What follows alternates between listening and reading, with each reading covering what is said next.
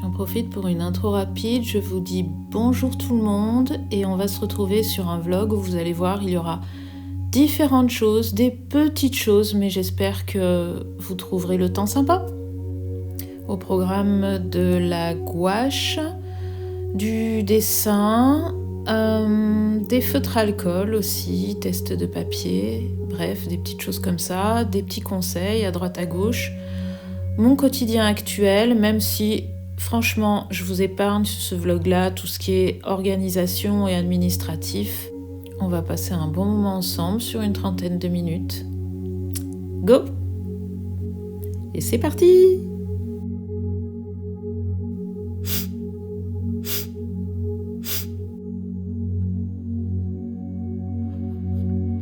Petit moment, mon carnet de croquis où je cherche pas à faire des belles choses. Je cherche plus à expérimenter. Je veux pas vous montrer tout ce qu'il y a dedans parce que quand je l'aurai plus avancé ou quand je l'aurai terminé, je vous montrerai tout.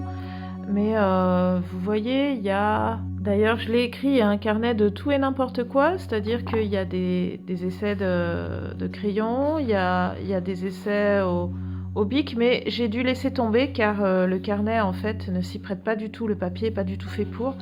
Il y a des essais au crayon, des choses qui aboutiront jamais, qui restent au stade du croquis. Il y a des choses que j'ai retravaillées par la suite, parfois. Donc là, il y a des essais au crayon, ça je vous l'avais déjà montré. Voilà. Il y a du coup des études, parfois comme ça. Il y a des essais aussi avant de passer à la peinture. Donc des essais de compo, toujours des essais de crayon, des choses qui servent en fait à des tests. Voilà. Et puis, c'est un carnet aussi que j'utilise, en tout cas que je vais utiliser, pour ce que j'appelle de l'entraînement, mais de l'entraînement à la cool. Et justement, donc, je voudrais revenir sur ces entraînements de forme humaine. Donc, ça peut être des entraînements de personnages comme ça, ou même de portraits rapides. Très souvent, on part du principe que on met un timer, on trouve une référence, photo si on n'a pas la personne en vrai devant soi. D'ailleurs, je vais peut-être participer à une session modèle vivant, mais ça va dépendre de ma disponibilité et je ne suis pas sûre du tout de pouvoir le faire. Mais ça, c'est cool quand c'est organisé. Si vous aimez le dessin, essayez d'y aller au moins 1 ou 2 fois. Même si vous n'êtes pas bon, vous en fichez. Voilà, mais pour voir ce que c'est et comment on peut appréhender une forme humaine en vrai qu'on a face à soi. Et donc voilà, vous trouvez une photo de référence et très souvent on se met un timer. Or, souvent, ça met le stress, clairement. Le fait de savoir qu'il y a le timer qui est parti, ça met le stress. Moi, je pars de l'inverse. C'est-à-dire que je regarde à quelle heure je débute, quand je débute, et puis je fais mon dessin. Alors moi je suis quelqu'un qui est très lente en dessin. Il faut savoir que je suis très lente parce que je prends du temps à observer d'abord, etc. Et voilà. Donc je suis très lente. Je gomme pas forcément énormément, mais voilà, je suis quelqu'un qui place ses traits de manière zen, je me pose pas de questions. Et une fois que j'ai fini, je regarde quand j'ai terminé, donc je re-regarde l'heure, et comme ça je sais combien de temps j'ai passé. Et finalement je me rends compte que sans être stressée par le timer, au final, ok, je mets à peu près le temps que j'avais prévu au départ au timer, quoi. Une position qui a l'air plus simple, donc quelqu'un qui est assis sur un muret, comme ça. Bon, là, je vois 11 minutes, il y a des choses qui sont bonnes, des choses qui sont moins bonnes, mais le but, c'est de garder. Et puis, un petit tour au niveau des portraits avec une photo qui était pas du tout contrastée, donc pas forcément simple. Je vois 12 minutes. Et puis celle-ci, malheureusement, j'ai eu une coupure, j'ai eu un coup de fil de quelqu'un en plein milieu. Donc je sais pas du tout. Je mets peut-être 20 minutes parce que je pense que c'est un peu plus que ça, mais je sais pas du tout. Mais voilà, je pense que ça peut être un bon conseil pour les gens qui stressent sitôt qu'on met un timer. Et vous verrez que, ma foi, si vous allez de plus en plus vite, c'est bien. Ça veut dire que vous avez des automatismes qui se sont mis en place.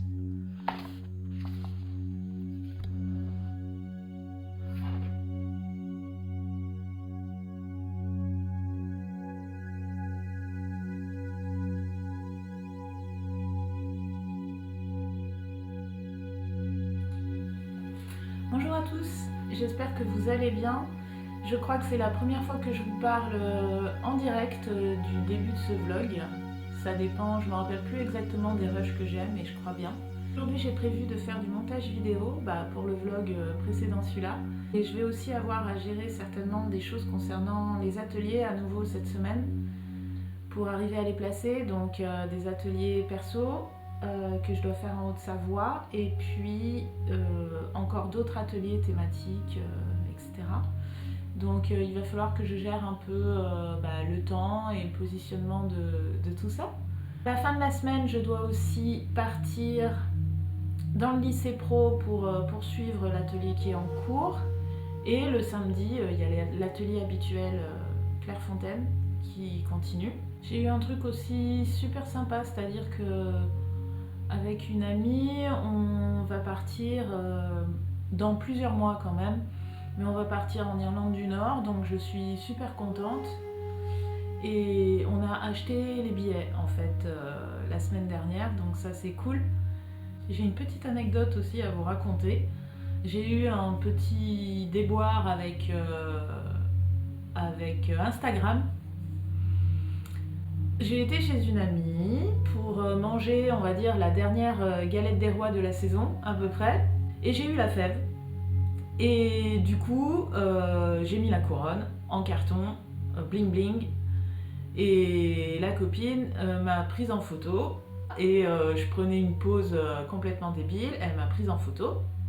Et ensuite, donc, elle a mis la photo sur son compte Insta, qui est un compte d'ailleurs où il y a assez peu de gens qui la suivent. Je sais pas si elle l'a pas mis moitié privé ou un truc comme ça. Donc elle m'a tagué dessus, voilà. Et moi, pour rigoler, donc je lui ai répondu la célèbre phrase de la Reine de Cœur dans Alice au Pays des Merveilles, c'est « qu'on lui coupe la tête ». Le robot d'Instagram a vu mon commentaire, alors que pourtant des commentaires horribles sur Insta, il y en a quand même beaucoup qui passent, clairement. Donc il a vu mon commentaire, et là je me suis faite laminer. Donc je risque d'être shadowban pendant un certain temps, j'espère pas trop longtemps. Alors shadowban, c'est-à-dire que on fait en sorte que vos posts soient beaucoup moins visibles qu'avant. Sachant que quand on est déjà un petit compte, on n'est pas très visible, et je suis un petit compte, mais si en plus on est shadowban, comment vous dire, on part carrément dans les limbes quoi. Et voilà, et j'avais expliqué un petit peu le machin sur ma story Insta, et j'ai été agréablement surprise par que des gens que je connais pas en vrai suivent sur Insta, qui du coup sont allés liker tout ce qu'ils n'avaient pas encore liké sur mon compte, qui m'ont envoyé des petits messages et tout, qui ont mis des coms.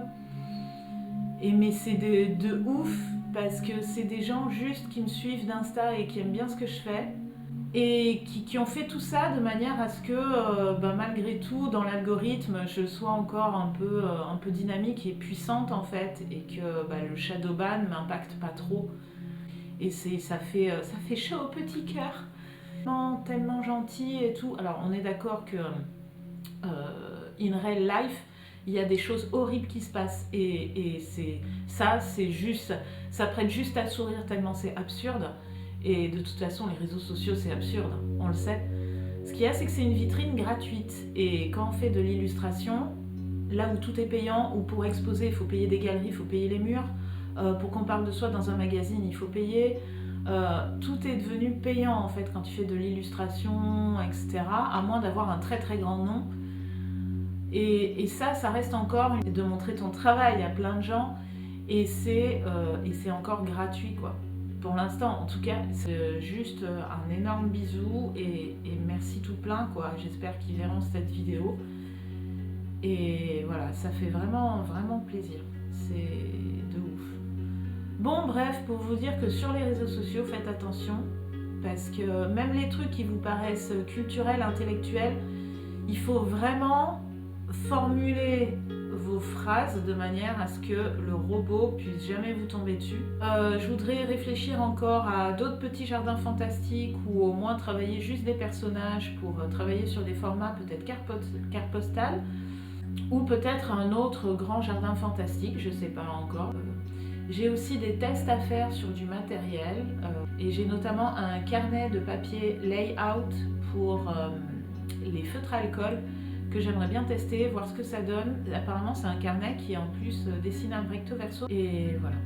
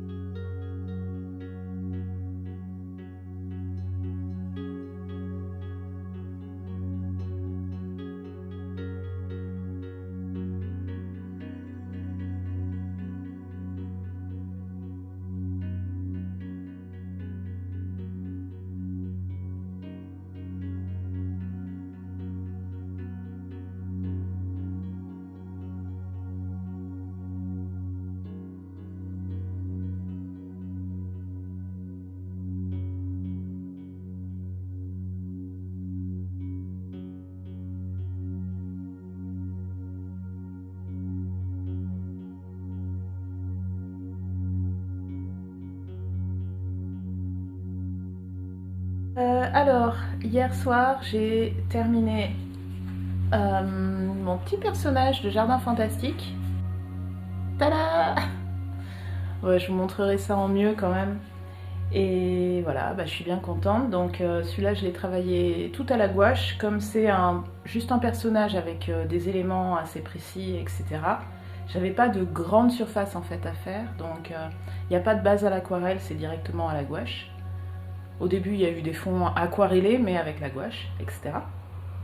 Donc voilà.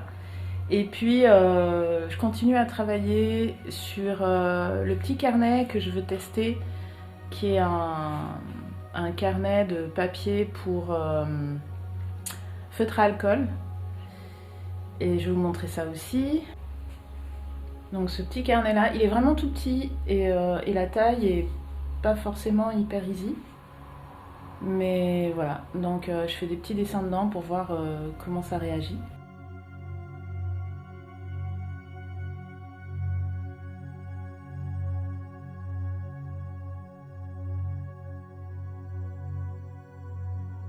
Donc voilà, le petit carnet que je teste.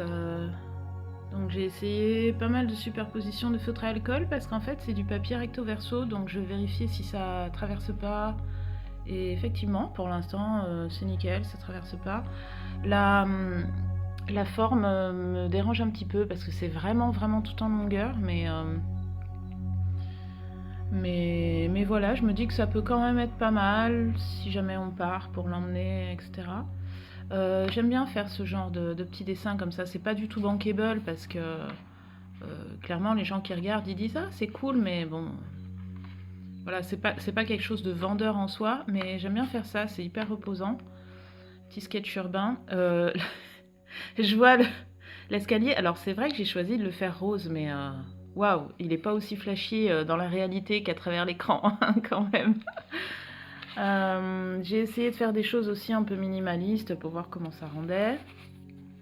Et surtout de laisser pas mal de blanc pour après pouvoir tester avec quelque chose que je vais mettre en couleur derrière.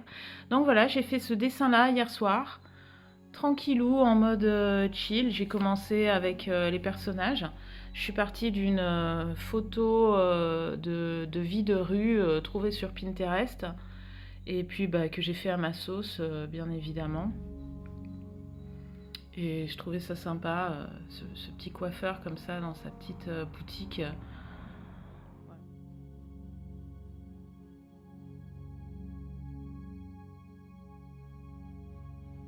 Enfin voilà, donc j'ai fait ça, et ça aussi c'est hyper reposant. Rien que de faire ça, c'est super reposant.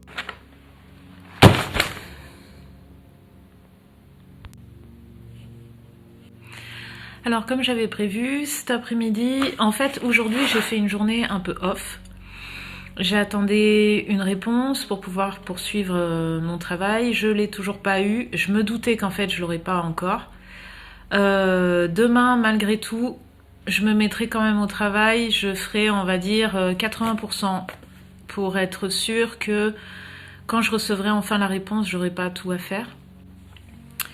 Donc, aujourd'hui, j'avais prévu journée off, mais c'était quand même moyennement du off, puisque ce matin, j'avais à m'occuper de la maison, donc j'avais pas mal de trucs à faire, et notamment du linge, donc des trucs pas hyper intéressants. Et puis un peu de com aussi, parce que j'ai fait un post Instagram sur la dernière illustration du coup que j'ai terminée. Et cet après-midi, donc j'avais prévu de faire un tour à Emmaüs, parce que ça faisait très très très longtemps que j'y avais pas été. Et que je voulais essayer de faire un peu le plein de livres. Alors le plein, je vais vous montrer ce que j'ai trouvé.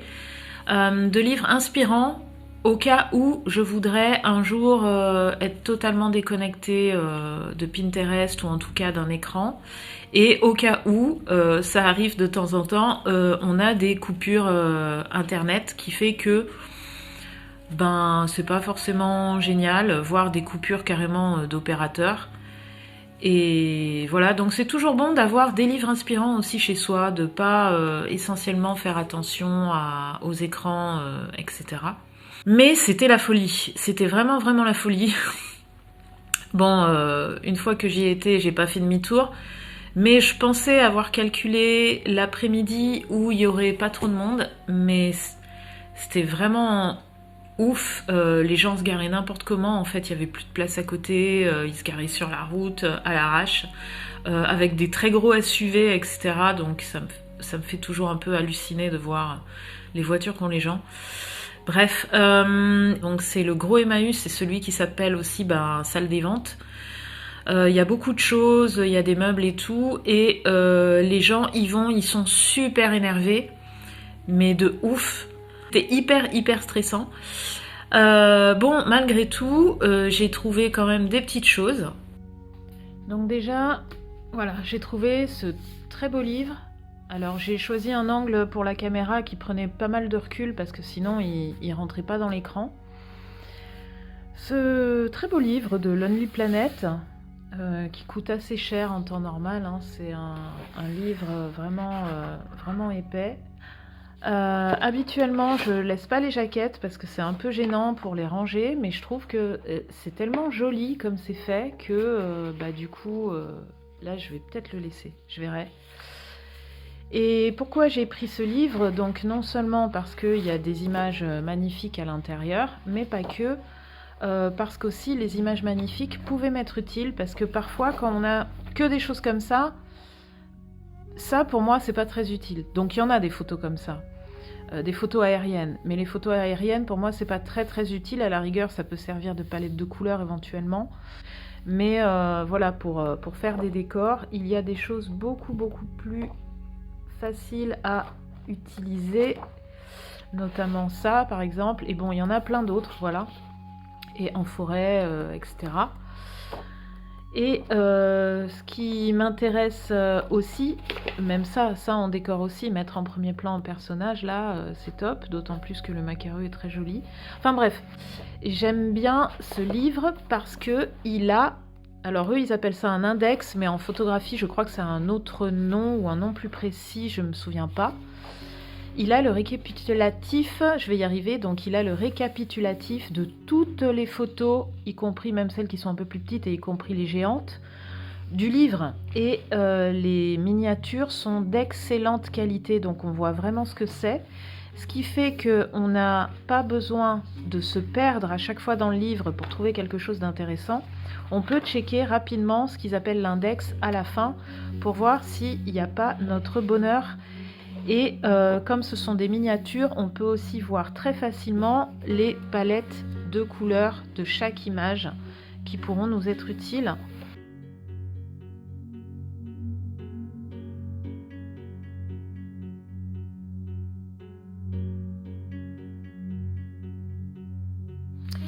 J'ai ensuite trouvé un autre livre qui est trop mignon.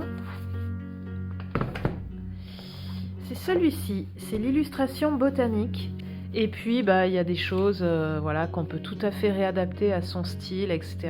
Où les fleurs et les végétaux sont représentés d'une manière tellement pointue et tellement précise. Si jamais on veut faire des fleurs ou des choses comme ça, ou simplement du végétal à intégrer dans des décors et qu'on ne sait pas trop quelle idée on peut avoir pour des couleurs, des formes. Là, on a tout sans avoir besoin voilà, de mettre le nez sur un écran.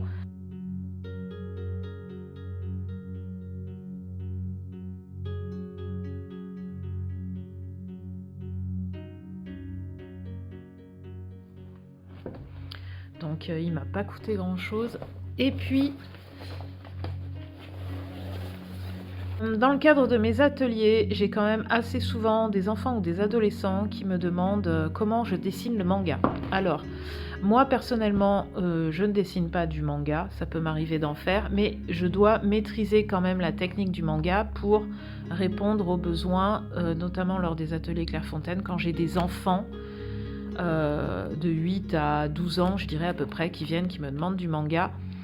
Donc, je leur explique, je fais à côté d'eux, mais si éventuellement il y a du monde à l'atelier, avoir un support pour ne serait-ce que montrer comment faire de manière simplifiée une tête, c'est pas mal.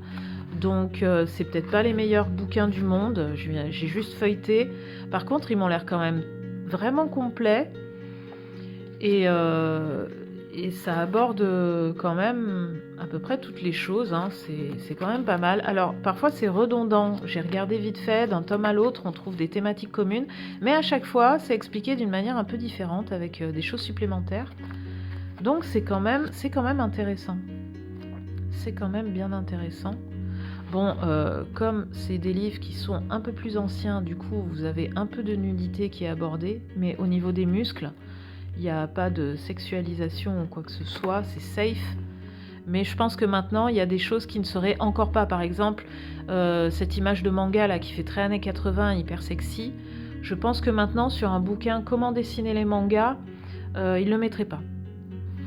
Voilà, à l'époque d'aujourd'hui, il y a des choses qui disparaissent. Mais bon, voilà, il y a quand même pas mal de choses très utilisables et assez faciles pour montrer et expliquer aux jeunes. Donc c'est 3 tomes. C'est les 3 tomes de la même collection, c'était chez Erol. Et c'est quand même bien spécialisé. Donc il y a même pour ceux qui veulent jouer les petits mangaka et qui veulent carrément faire de la BD. Donc ça c'est vraiment top. Petite voix de moi-même dans le futur. Je dis pas du tout que le manga c'est que pour les enfants, hein. Attention, on est bien d'accord, hein. Y a aussi des illustrateurs adultes très professionnels. Non, là j'ai tendance à parler beaucoup des enfants parce que dans mes ateliers c'est les enfants qui viennent et qui font du manga. Voilà pourquoi. J'ai trouvé tout ça et puis j'ai trouvé ce petit meuble de rangement à tiroir. Alors c'est pas forcément facile avec la lumière parce que bien sûr je vous fais ça le soir. Vu que demain je vais avoir pas mal de travail, je tiens pas à faire des vidéos, j'aurai pas le temps. Mais voilà, ce petit meuble de rangement qui est vraiment, vraiment cool, que j'ai eu pour rien du tout, le pauvre, il était un peu maltraité. Alors il est dans son jus, hein, mais tant mieux. Donc dedans, j'ai mis tous mes crayons de couleur. Oh là là, les poils de chat là. Donc tous les crayons de couleur que j'utilise de plus en plus ces temps, y compris là, j'ai un peu de fusain et des crayons graphiques Faber-Castell, mon fixatif aussi. Voilà, donc ils sont beaucoup plus accessibles que là où ils étaient et voilà, et je suis très contente de mon petit meuble en bois. Je l'aurais préféré plus clair, mais c'est pas grave. Il est dans son jus, il a bien vécu et il est top, il est bien content. Il est juste à côté de Jacominus, voilà, de Rebecca d'Outremer, et il est bien content de sa proximité, donc c'est cool.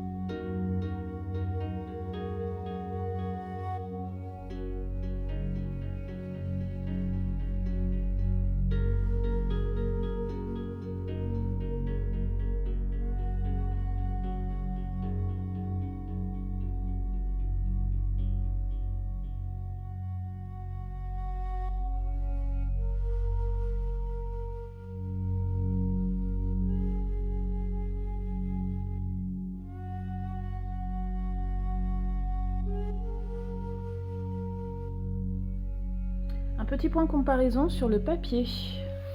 Donc j'ai utilisé ici un papier layout qui est vraiment fait pour le feutre alcool. Donc c'est un papier 200 grammes qui est recto verso, qui est très blanc. Et ici un papier qui est dit acceptant le feutre alcool, qui est un carnet Sakura. Les feuilles sont plus fines, donc il faut protéger quand on fait du feutre alcool. Donc il est fait pour être aussi bien avec des feutres, voilà, tout type de feutre, feutre à eau, feutre à encre de Chine pigmentée et feutre à alcool. Ce qu'il y a, c'est que feutre à alcool, faut savoir, il faut mettre la petite protection qui va bien derrière, le papier ivoire. Et ce papier-là, qui accepte aussi tout type de feutre, mais qui est vraiment 100% de base fait pour le layout, qui est donc blanc, plus épais, et qui a un toucher très très lisse, beaucoup plus lisse que ce papier-là. Sur ce papier-là, si on fait du feutre à alcool, on va avoir malgré tout des traces d'utilisation du feutre. Pourquoi ? Parce que l'encre pénètre beaucoup plus vite dans les fibres de ce papier, qui est adapté à plusieurs techniques. Et comme l'encre pénètre plus vite dans ces fibres, ça marque plus vite aussi. Donc c'est pour ça que vous allez avoir un peu plus de mal à faire des dégradés et que ça va vous faire des traces. Après, selon le choix de ce que vous faites, ça peut être très bien aussi. Moi j'adore travailler dans ce carnet-là, j'aime beaucoup. Ça fait un aspect plus nuageux, mais il faut passer 2-3 couches pour avoir vraiment cet aspect plus nuageux, plus lisse. Mais si vous passez une seule couche, vous voyez que voilà, ça fait des traces. Tandis que sur le papier qui est 100% fait pour le feutre alcool, donc ce qu'on appelle le papier layout, L-A-Y-O-U-T, je sais pas très bien le prononcer, mais bref, voilà. Là, vous avez des rendus tout de suite beaucoup plus smooth. On voit moins les coups de feutre, sauf quand c'est moi qui les fais, mais ça c'est normal, moi j'ai fait de la texture ici. Et vous avez un rendu beaucoup plus smooth, beaucoup plus homogène. Donc voilà, il faut le savoir, c'est une différence. Soit vraiment vous voulez mélanger, faire des dégradés et qu'on voit pas ou quasiment pas les coups de feutre. Dans ces cas-là, prenez un papier qui est vraiment fait pour, où l'encre pénètre moins vite et c'est pour ça que du coup les dégradés se fondent mieux. Ou bien alors ces papiers qui sont dits multi-techniques pour feutre, qui sont très sympas aussi, mais où du coup on va voir beaucoup plus les coups du feutre. Salut tout le monde, j'espère que vous allez bien. J'aime bien ce plan, on a l'impression que je suis dans un avion en fait. Séparation entre la première classe et la classe éco. À midi, c'est restaurant qui est prévu, restaurant avec ce qui reste de famille. Et voilà, ça va être cool. Je pense que je vais encore avoir du mal à digérer toute la journée. Il faut aussi absolument cet après-midi que je monte le vlog. Donc voilà, après le resto, je vais rentrer et je vais monter ce vlog. Il se peut qu'il soit court. Je vous reprends juste après. À moins que je trouve autre chose à placer, mais je pense pas. Je pense que ce vlog va se terminer là, mais je sais pas. Mystère.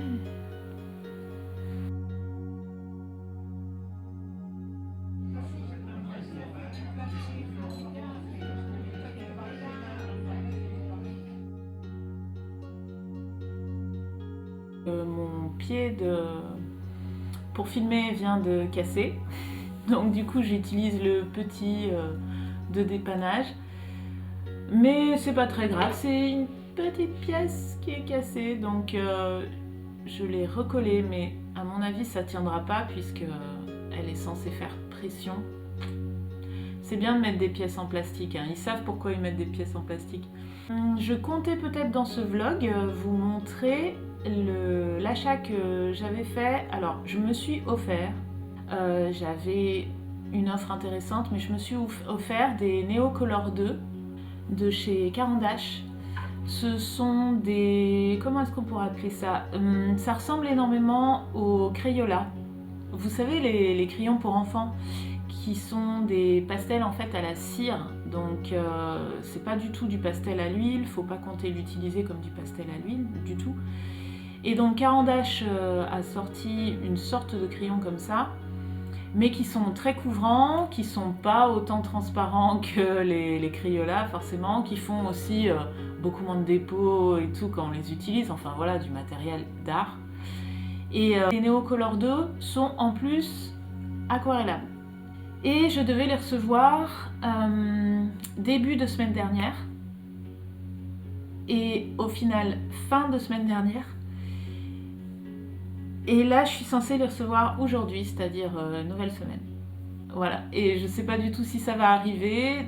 Agriculteurs sur les routes, donc ça, c'est la raison qu'on m'a donnée.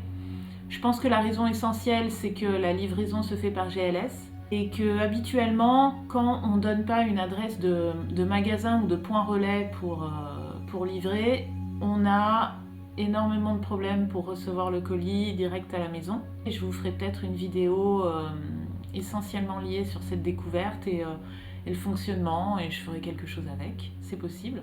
En attendant, là, je vous dis merci. Si vous êtes arrivé jusque-là, n'hésitez pas à laisser dans les commentaires un petit emoji dragon, comme ça je saurai que vous êtes arrivé jusque là. Et je vous fais plein de bisous, je vous remercie de me suivre, de laisser des commentaires, de laisser des likes. Petit à petit, on va dire que la chaîne avance, et puis de toute façon, je fais pas ça pour les chiffres. Surtout rester bien créatif. Je crois qu'on va s'arrêter là, hein. Il vaut mieux. Ciao ciao, à plus.